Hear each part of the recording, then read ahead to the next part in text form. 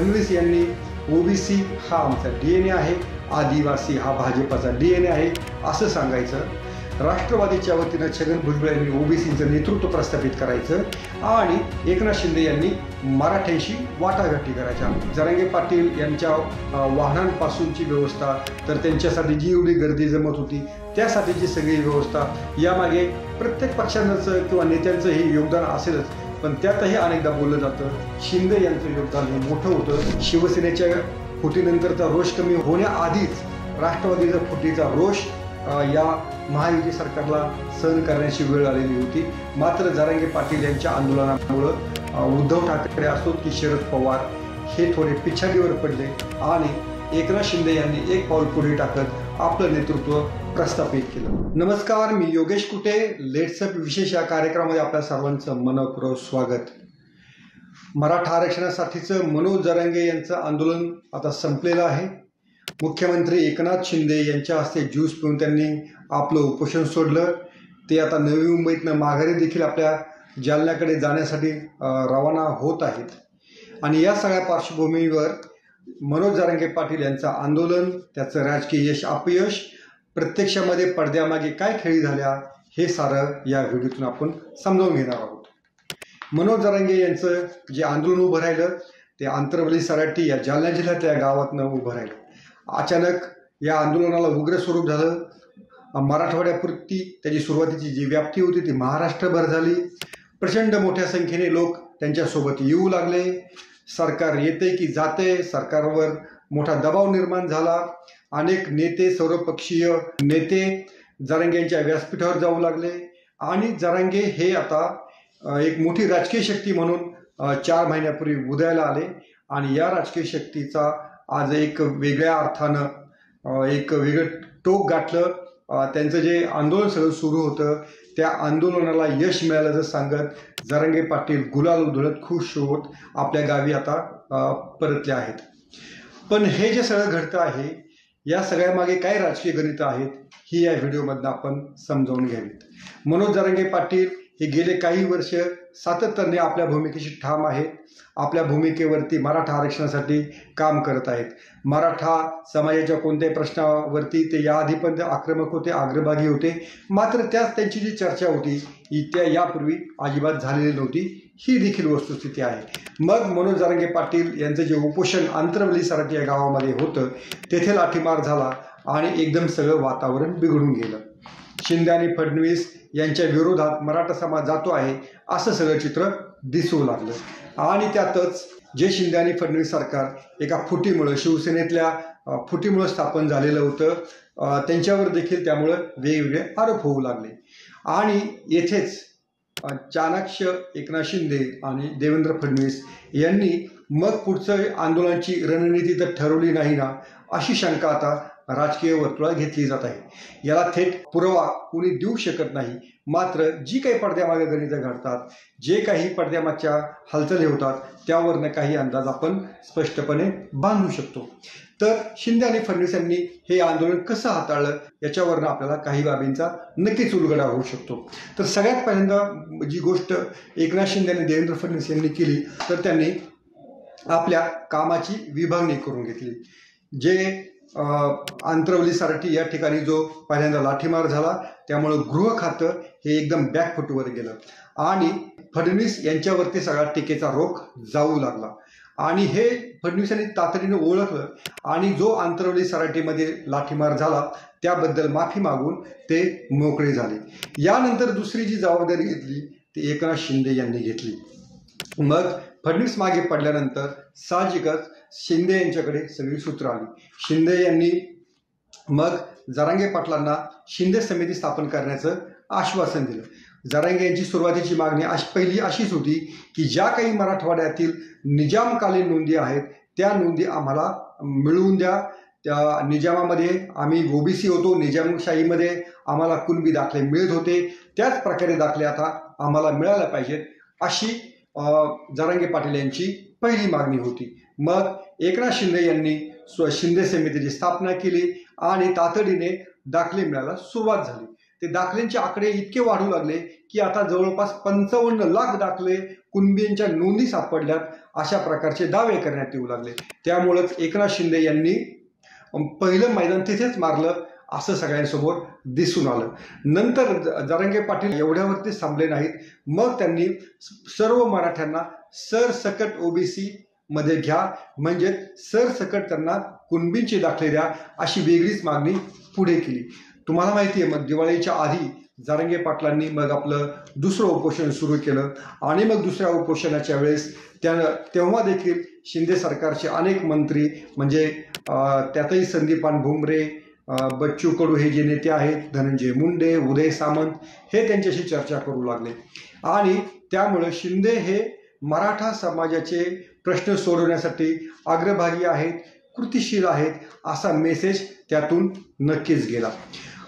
सरसकट कुणबी ही जी जरांगे पाटील यांची आठ होती, त्यावरून मग मात्र ओबीसी समाज आक्रमक झाला। या संपूर्ण नाट्यामध्ये मग छगन भुजबळ हे अग्रभागी आले। त्यापूर्वी एक दोन घटना अशा घडल्या की ज्याच्यामुळे महाराष्ट्र पूर्णपणे ढळून निघाला। ती घटना म्हणजे जेव्हा जरांगे यांचं दुसरं आंदोलन सुरू होतं त्याच वेळेस मराठवाड्यातील विशेषतः बीडमधल्या काही नेत्यांवरच्या घरांवरती हिंसक हल्ले झाले।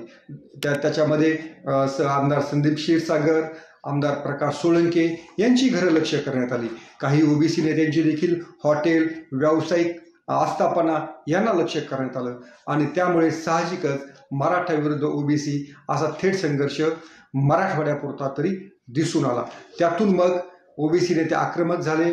आंतरवली सराटी गावाजवळच एक फार मोठी सभा सर्वपक्षीय ओबीसी नेत्यांनी घेतली आणि त्याच्यामध्ये छगन भुजबळ यांचं नेतृत्व ओबीसी नेते म्हणून एक सर्वमान्य नेतृत्व असं प्रस्थापित झालं। याच्यामध्ये आपल्याला शिंदे, फडणवीस आणि अजित पवार या तिघांच्या कामाची विभागणी आपल्याला स्पष्टपणे दिसून येते। म्हणजे फडणवीस यांनी ओबीसी हा आमचा डीएनए आहे, आदिवासी हा भाजपाचा डीएनए आहे असं सांगायचं।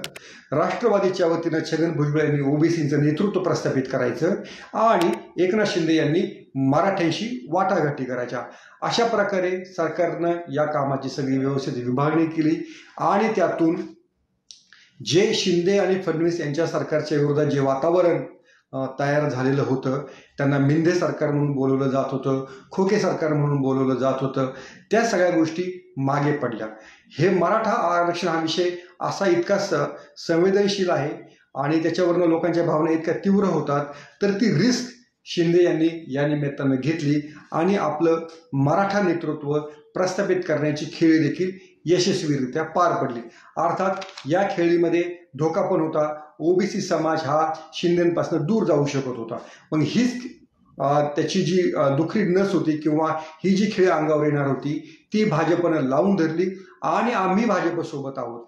म्हणजे शिवसेनेचे शिंदे हे मराठ्यांचे नेते, तर भाजप ओबीसींचं नेतृत्व करणार आणि राष्ट्रवादीकडनं छगन भुजबळ हे ओबीसीच्या वतीनं आक्रमक हल्ला करणार। अशा पद्धतीनं या तीनही पक्षांच्या नेत्यांनी आपापलं भूमिका चोखपणे बजावली आणि जरांगे पाटील यांच्या आंदोलनाचा फटका हा महायुतीला बसणार नाही अशी या प्रकारे त्यांनी काळजी घेतली। सगळ्यात दुसरा महत्त्वाचा जो शिंदेसाठी जो फायदा आहे की मराठवाडा हा शिवसेनेचा म्हणजे उद्धव ठाकरे यांचा बालेकिल्ला आहे आणि राष्ट्रवादीचा देखील तिथे बालेकिल्ला आहे। तर या बालेकिल्ल्यात जर घुसायचं असेल तर शिंदे यांचं नेतृत्व, मराठा नेतृत्व पुढे येणं गरजेचं होतं। पहिल्यांदाच असा एखादा मुख्यमंत्री एक मराठा लाख मराठा अशी घोषणा देत त्या आंदोलनामध्ये शिरला असेल आणि मराठवाड्यामध्ये जे शिंदे यांच्यासोबत जे काही आमदार आलेले आहेत त्यांना मराठा समाजाचा रोष पत्करावा लागू नये म्हणून शिंदे यांनी देखील 2 पावलं पुढे येत जरांगे यांच्याशी थेट बोलणी केली। जरांगे पाटील यांचं जे सगळं आंदोलन चढत्या क्रमानं वाढत गेलं, त्याच्यामागे कोण कोण होतं? जरांगे पाटील यांच्या वाहनांपासूनची व्यवस्था, तर त्यांच्यासाठी जी एवढी गर्दी जमत होती त्यासाठीची सगळी व्यवस्था, यामागे प्रत्येक पक्षांचं किंवा नेत्यांचं हे योगदान असेलच, पण त्यातही अनेकदा बोललं जातं शिंदे यांचं योगदान हे मोठं होतं आणि त्यामुळं शिंदे यांचं मराठा नेतृत्व प्रस्थापित करण्यामध्ये मनोज जरांगे पाटील यांच्या आंदोलनाचा फार मोठा वाटा आहे। मतांची जी टक्केवारी आहे की जी 6 म्हणजे राष्ट्रवादी फुटल्यानंतर आणि शिवसेना फुटल्यानंतर भाजपला मतांच्या टक्केवारीमध्ये घट वाटत होती। कारण शरद पवारांची राष्ट्रवादी जेव्हा फुटली तेव्हा देखील सरकारच्या विरोधात मोठा रोष तयार झालेला होता। शिवसेनेच्या फुटीनंतरचा रोष कमी होण्याआधीच राष्ट्रवादीचा फुटीचा रोष या महायुती सरकारला सहन करण्याची वेळ आलेली होती। मात्र जरांगे पाटील यांच्या आंदोलनामुळे उद्धव ठाकरे असोत की शरद पवार हे थोडे पिछाडीवर पडले आणि एकनाथ शिंदे यांनी एक पाऊल पुढे टाकत आपलं नेतृत्व प्रस्थापित केलं।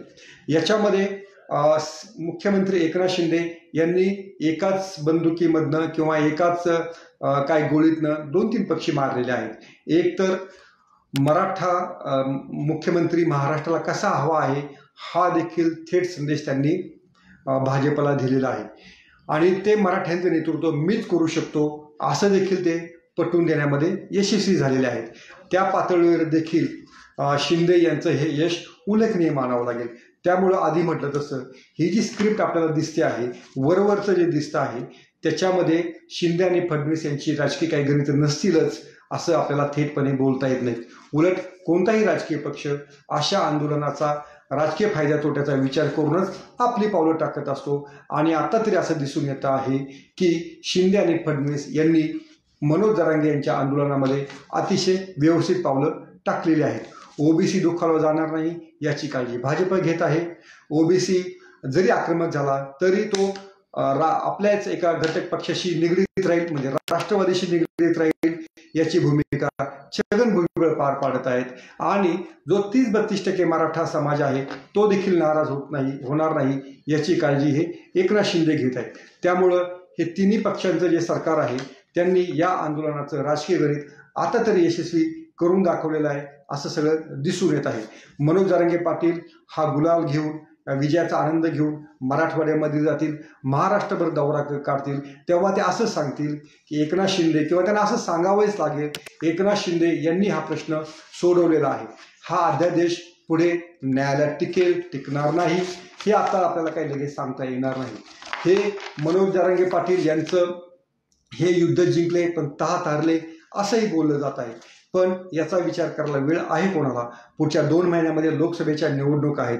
या निवडणुका भाजपसाठी तितक्याच महत्त्वाच्या आहेत आणि मराठा समाज नाराज होणार नाही याची देखील काळजी त्यांना घेणं क्रमप्राप्त होतं। त्याच्यामध्ये आता एकनाथ शिंदे आणि देवेंद्र फडणवीस यांची जी युती आहे त्यांचं जे स्क्रिप्ट आहे अतिशय परफेक्ट बसलेलं आहे।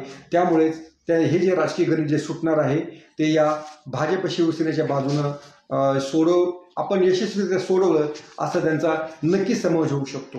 मराठा समाज आज तरी खुश होऊन मुंबईतनं गावाकडे परतत आहे आणि तो परतताना एकनाथ शिंदे हे पहाटे 3 वाजता आमच्याकडे आले, पहाटे 3 वाजता आमच्याशी फोनवर बोलले, हाच मेसेज घेऊन जात आहेत आणि याचा नक्कीच फायदा आगामी लोकसभा निवडणुकीमध्ये करून घेण्यासाठी शिंदे फडणवीस हे सज्ज झालेले आहेत। आता या शिंदे फडणवीस यांच्या स्क्रिप्टला शरद पवार आणि उद्धव ठाकरे कसं उत्तर देणार हे आपल्याला पाहायला हवं। तोपर्यंत पाहत राहा लेट्स अप मराठी।